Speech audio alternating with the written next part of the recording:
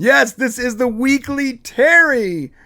This is when we get to rummage through Terry's garbage. His tweets. We're outside of his house at 3 a.m, looking through his thrown away shredded paper. Shane's trying to put all the shreds back together, and we are figuring out exactly the mind of Terry Matalas, who is, Terry, if you do not know, what's that? Sorry, go ahead. If you do not know, he is the current showrunner for Star Trek Season 3 of Picard, and that is coming out in February, and we are super stoked on that. It's going to be phenomenal. So we get to go through his tweets. Shane? So before we do that real quick, Terry, that security light that keeps coming on and off in the middle of the night, we apologize. Yeah. We don't want it to go on and off. Maybe we could just unscrew it a little bit so we can just keep going through your trash. So. Yeah, and we have to keep bringing like food for his dogs so they don't attack us. Yeah, all that good To stuff. be honest, this segment is getting very expensive. It's not making us enough money. He lives very far away from us, and steaks every Wednesday is expensive. All right. I think we do before we do the tweets. I think we do want to say if you experienced Picard seasons 1 and 2 and you enjoyed them, then just keep on doing what you're doing. Picard season 3 is going to be great. If you watch Picard seasons 1 and 2 and you're like, I'm done, I'm not watching it no more, just stop right there, because you need to watch Picard season 3. Officially, we can put out now, I think, that Brian and I have seen Picard season 3. Oh, we can put that out now? Yeah, we have seen season 3. But Shane, hold up. Yeah. This is news to me that we're allowed to talk about this. I have been patiently waiting with my hands on underneath my thighs here. Well, we can't talk about it because we were looking through a window, and I mean we can, but we don't want to say whose window we were looking through. Because I think we might get arrested. Imagine we like binoculars, and those little sound equipment where they at the NFL where they like hold it up and like so that's how we got it, guys. I am pretty positive that we were not supposed to say that we saw it. Yeah, and to that police officer that came by, and we told him we were looking for change with our the metal detector. That was actually a sound device. I'm so sorry. I put it on the ground like it was a metal detector. If you guys watch this clip after the live show and this part's not in it, it's because we were told we weren't supposed to say this. I mean, nobody can tell us what we can say or can't say from through a window across the street. That's all I'm saying. And listen, Alex Kurtzman, you need to watch. Look, you need to close your blinds, dog. Yeah, Alex. Okay. Also, it's weird that you pick your nose. I'm just saying. I know you're in the comfort of your own house. It was next to his. It was next to it. Yeah. Yeah. So, yeah, we did see it.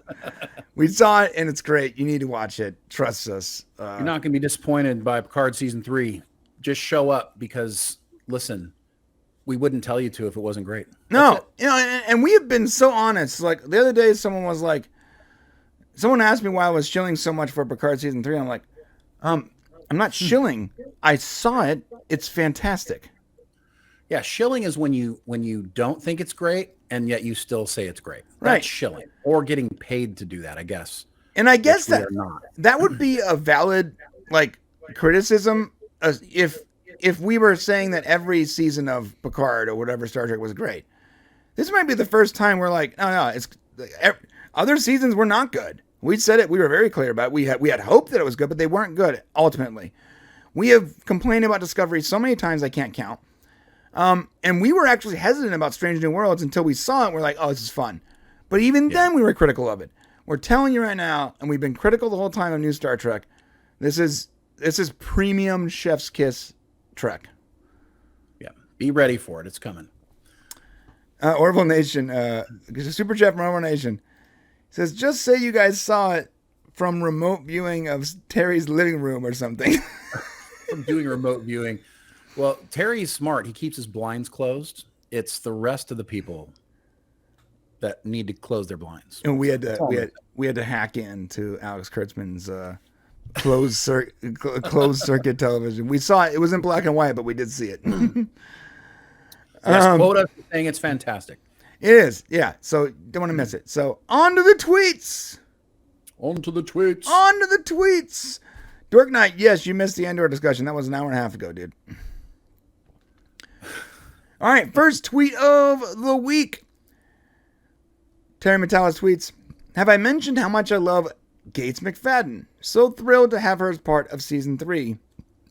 Just you wait. Yeah, Terry is routinely said things publicly that she's going to be different than you've ever seen her before. And just based on that information, we can tell you that Beverly Crusher is better than she's ever been in TNG in this show. Yeah, she's amazing.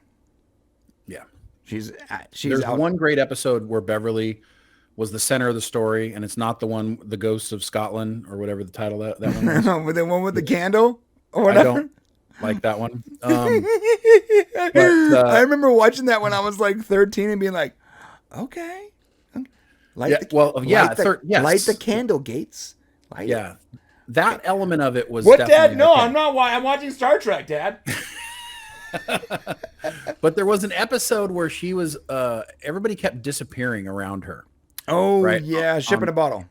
And that was a great episode. I really love that episode, and it's centered on her, and she did a fantastic job.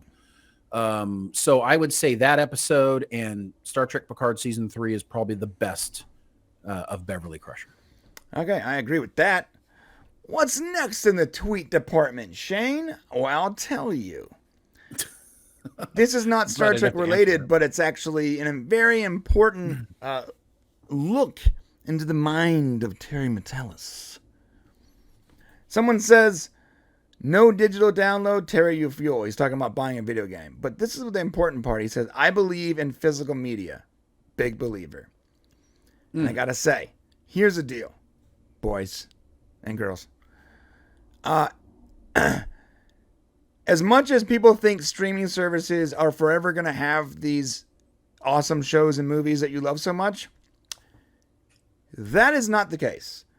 In fact, we're seeing annual contracts now for for streaming services. What used to be the case was you would have a 10-year contract to run Stargate reruns on your network. Or when Netflix came into being, a 10-year contract to have, Stargate SG-1.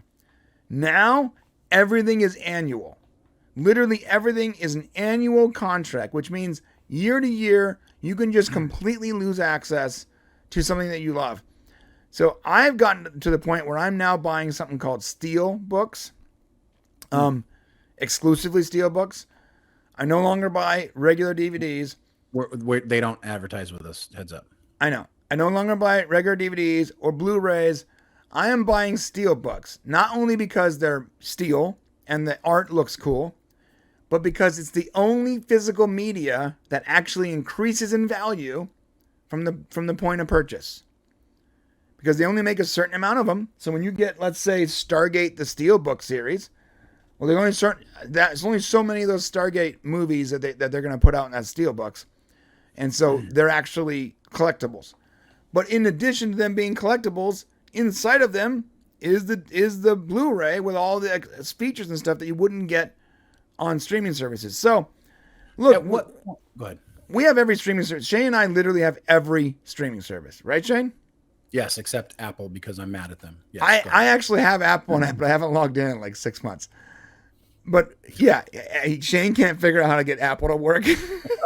My Apple ID won't work. He signed up one time and he was like, please input your Apple ID. He was like, I don't have an iPhone. This is stupid.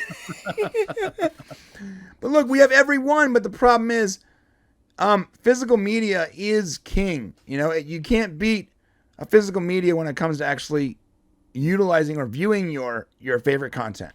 So I have a question for you. Go. About physical media. Mm-hmm.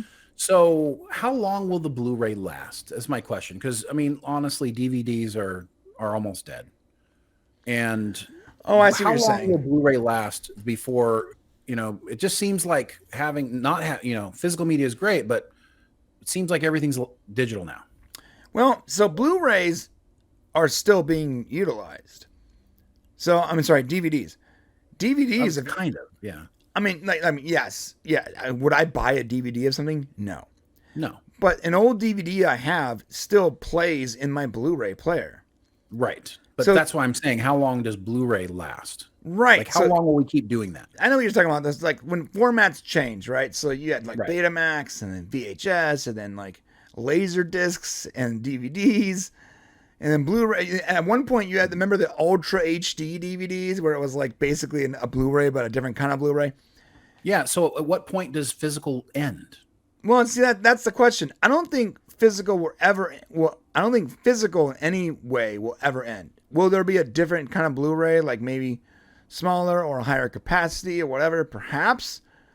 But I think that too many people want a keepsake of their favorite movie, TV show, or whatever.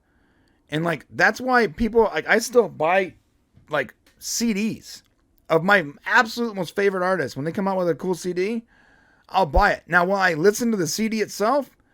No, but I like having it. I'm still listening to it on Spotify or YouTube Music, but I like having the physical CD. So I don't think it's ever going to go anywhere. I don't think it's going to leave us. I do believe it might. I think it might change. In fact, we're seeing now DVDs were one quality, Blu-rays were higher quality. Now you have this new thing called UHD Blu-rays, which are like 4K.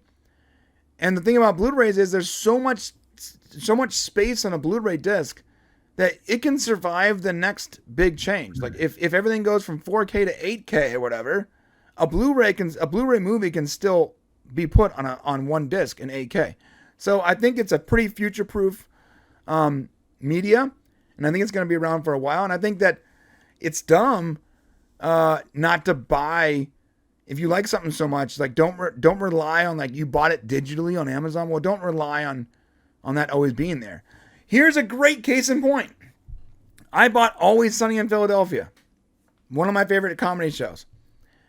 I found out recently that the digital version of them, literally, they removed episodes. 7 episodes that were too spicy, I guess, for whatever, were literally banned. And I purchased entire seasons on Amazon, and they removed my access to what I bought based on what they thought was right or wrong. That is like unbelievable to me.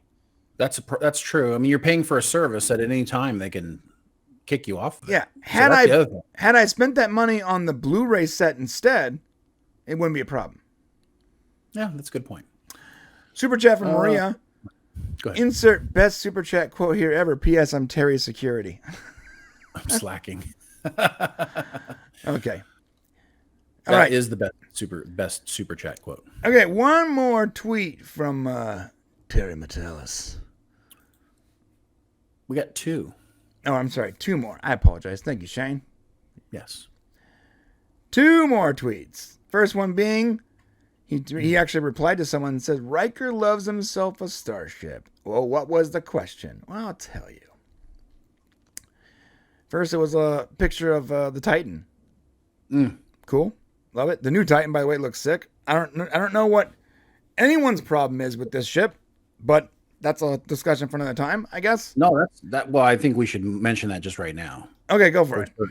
I mean, just really quick, like everybody who's complaining about the that the Titan does not look like the Luna class Titan, you need to really take a good hard look at this new Titan, because the new Titan is a throwback to what Star Trek ships look like before. It's a throwback to the Constitution class ship. Mm-hmm. And it looks more, and when you look at it, and it really plays well in the show, it looks like a classic Star Trek ship. Right. Where I would argue that the Titan does not. The classic Luna class Titan does not. And I just think that people have more flexibility until Picard season 3 gets here, and then create your own judgment. But from our point of view, at least from my point of view, the new Titan is a way better looking ship. Oh, it's so rad looking. And you guys haven't even seen it all yet. You've seen like just little clips. Yeah, so. No, it's really phenomenal, actually. I like how we can't even see one of these tweets because someone blocked us. Okay, guys, come on. Oh, if they're blocking us, then goodness gracious. Yeah. I know we're like so vanilla. If you block We're us, like we must vanilla. be on some list where you like blocked anyone that was like following Orville Nation or something. That's not us. This is what he said. I found out this Titan was either destroyed or decommissioned during Riker's command and was given a new ship that resembles the Constitution class starship. The question was actually, I think it happened after Riker and Troy were left with their kids, but Terry Matalas has that backstory. He just said Riker loves himself a starship. Mm. He does. The fact that by the way, the fact that he responded to you might be a hint as to what.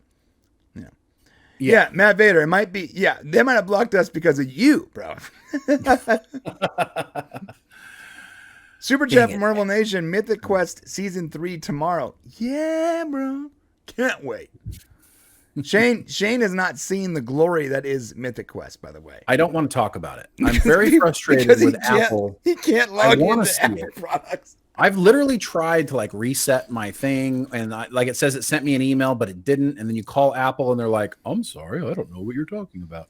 So never mind. I just quit. He just gave up. I'll just start over somehow or something. One last tweet, and this is a small one, but it's still fun. Someone tweeted him saying, "Really enjoying Person of Interest, interesting show." And Terry Matalas said, "Finger on the pulse." And if you haven't seen Person of Interest, boy, are you missing out. One thing about Terry is that we all have very similar tastes of Terry. Like he loves like 12 Monkeys, Stargate, like all the same stuff we like. Terry likes. Well, Person of Interest is a show that came out in like 2010 or something. And basically it's about this guy right here. These two individuals. And one guy is this like billionaire or a very rich person that designed a computer that had like this AI that can like track people, and it was so good at like predicting crime and finding people. He realized that he was dangerous and that the government couldn't have control over this thing. So he basically enlists the help of this ex-CIA operative who had a moral conscience, which is why he left the CIA, to basically use that device to do missions to keep that out of the wrong hands. And it ended up being a very good show, like really, really great. Well, Jim Caviezel is an excellent actor in everything he's ever done. So yeah, take that to the bank. Do you remember that movie, Count of Monte Cristo? Oh yeah, one of my favorite. It's my favorite movie of Jim's. Oh my god, love it.